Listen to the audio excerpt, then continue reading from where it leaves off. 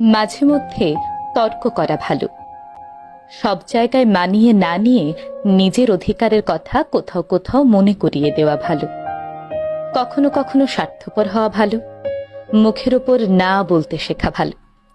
ঝুঁকে থাকা যেখানে বন্ধুত্বের নয় বরং আপনার দুর্বলতার প্রতীক হয়ে দাঁড়ায়, সেখানে মাথা উঁচু করে রাখাই ভালো। যদি কেউ ভাবে আপনার মাথায় হাত বুলিয়ে কাজ করিয়ে নেওয়া যাবে, তবে তার ভুল ধারণা ভেঙে দেওয়া ভালো। সহজ থাকা ভালো, সরল থাকা ভালো, কিন্তু মানুষ বুঝে, জায়গা বুঝে। ভুল জায়গায় বা ভুল মানুষের কাছে সহজ সরল থাকলে নিজের জীবনটাই জটিল হয়ে যায়। মানুষ সব থেকে বেশি সুখী কখন? আমার কাছে যখন সে ভুলতে শেখে।